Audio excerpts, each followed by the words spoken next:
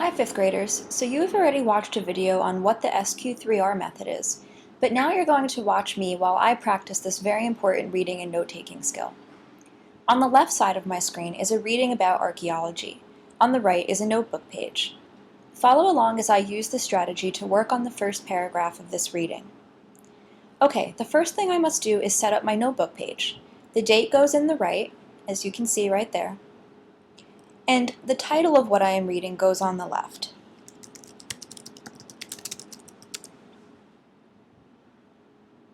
Okay, if this were a reading from your textbook, you would write down the name of the chapter and the name of the lesson, as well as the page number. For now, we will write Archaeology Facts, page 1. Our first step in SQ3R is to skim. Skim means to read the headings and try and predict what you will learn. Also, you should start thinking about any of the previous knowledge that you have about this topic. So the first thing I see is archaeology facts. So I know that this will give me some very basic information about archaeology. My next heading is archaeology, learning about the past, which tells me a pretty simple definition of what archaeology is. Do you notice two bolded words in the first paragraph? You should know that if you are skimming the text, you need to pay attention to bolded words. They will be vocab words for this unit. The next paragraph is on archaeology's challenges, and there is a picture right up there of someone looking confused. This paragraph will explain why archaeology can be so difficult. Okay, I'm ready to move on to step 2, which is to create questions. We're going to focus on paragraph 1 for this. Okay, so the heading is Archaeology, Learning About the Past. Well, I need to make that into a question. So if archaeology tells us about the past, if it can teach us or we can learn something about the past, what I would want to know is, what does archaeology tell us about the past? Okay, that's going to be my first question, which means that as I read, which is the next step in the SQ3R, I'm going to try and answer that question. Okay, let's read. Archaeology is the study of ancient people and their culture. The word archaeology comes from the Greek. It means the study of what is ancient. Okay, I noticed in my very first sentence, archaeology is the study of ancient people and their culture. Sounds like a definition to me. So I'm going to go ahead and I'm going to underline this. Now I know that we're combining a little bit of the read and recite parts of SQ3R, but that's okay. It's a good idea to do that, and it can help save some time and speed things up. Okay, let's keep reading. When archaeologists study a culture, it may include the study of objects such as tools or artwork or jewelry, but it may also include bones or seeds. Archaeologists are the scientists who study the remains of past civilizations or groups of people. Another definition, and another bolded word, so I'll underline this as well. Okay, we're ready to recite. So to start off, I'll read my question out loud. What does archaeology tell us about the past? Now I will start my notes by rephrasing the question. This is an important part of taking notes or answering any chapter questions. Always rephrase the question in the beginning of your answer. This is also part of the recite process. Recite can be doing things out loud, but it can also be writing and taking notes. Okay, archaeology tells us about ancient people and their culture. I can get that directly from our definition, and it helps me answer the question.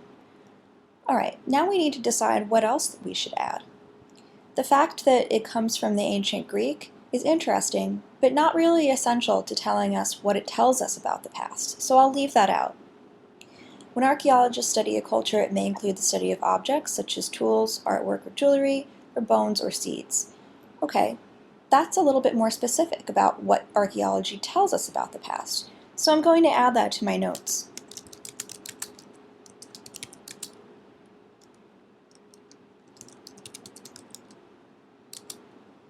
I'm not going to be too specific here since our actual reading tells us what the objects are. But what I am going to do is try and summarize. So saying objects summarizes and it abbreviates things for our notes. And then if I look at our next entry, bones or seeds, those things are natural. So I might just try and summarize it this way. This can include objects as well as natural materials. Okay, and lastly, archaeologists are the scientists who do this work. Because archaeologists is an important definition in this reading, I'm going to include it.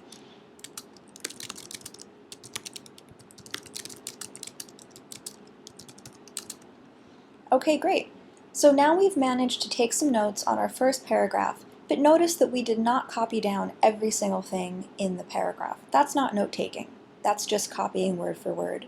So you want to think about easy, quick ways to summarize, and doing the SQ3R, creating the question as we did up here, and answering the question can really help you summarize everything that you've read in a quick and simple way. Okay, let's work on one more paragraph. Archaeology's challenges. Now I'm ready to move on, so I know I need to create a new question. Well, a simple question would be, what are archaeology's challenges? Okay, let's start reading just the first few lines of this paragraph. Archaeology is a bit like putting a puzzle together that has lots of pieces missing. It is like being a detective. Archaeologists look at the things people from long ago have left behind.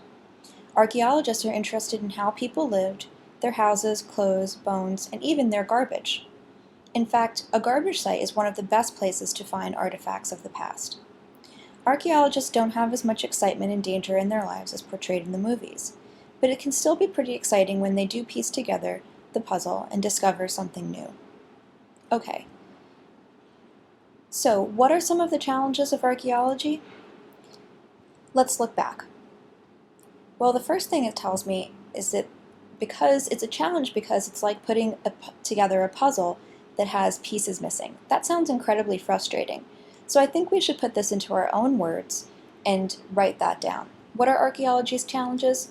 Again, we're starting our sentence with a part of the question.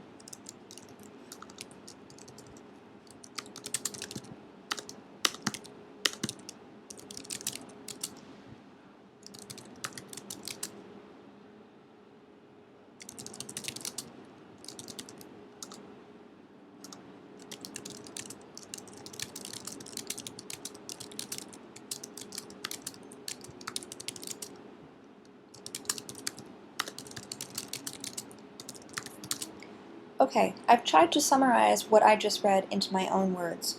Archaeology's challenges are trying to discover information about the past when there are a lot of pieces of information that are missing. Okay, let's look it over and make sure that there's not something more specific that I might need to do and add.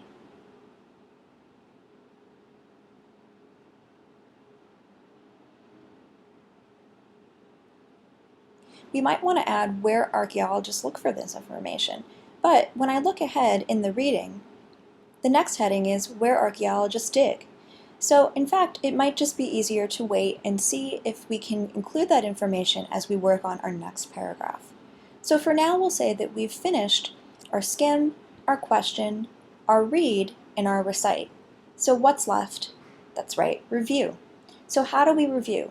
Well, we review by reading it over again, reading over our notes out loud, looking back at the pictures of the text, and taking any additional notes or making sure that we actually understand the notes that we took. Archaeology tells us about ancient people and their culture. This can include objects as well as natural materials. Archaeologists are the scientists who do this work. I don't think I have any additional questions about what I copied, so I think I'm ready to move on. What are archaeology's challenges? Archaeology's challenges are trying to discover information about the past when there are a lot of pieces of information that are missing. Okay, I might want to add something here. I don't know why all these pieces of information are missing, so maybe we should go back to the text and see if there's anything that we can add to try and answer this remaining question that I have. In fact, let's write down the question.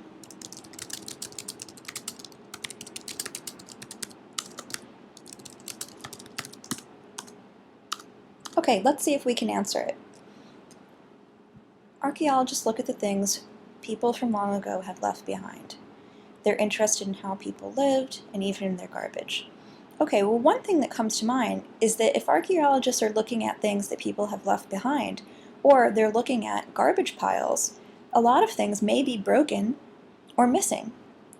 So I might add that.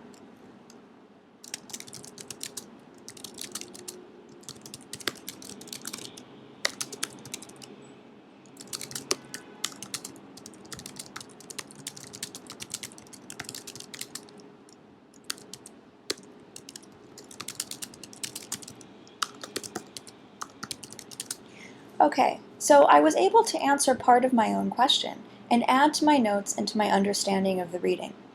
If there's so many pieces of information missing, it would make sense that archaeologists are not working with completed objects, or they're working with objects that people threw away or didn't want. This is something that's interesting, and it may be something that you would notice and write down in your notes and decide you were going to highlight and maybe bring to class to discuss with your classmates and me. So I hope that you've been able to follow along and understand just how important it is to use the SQ3R method when you're reading and when you're taking notes. I'd like you to now practice on the rest of this article. Okay, see you tomorrow in class.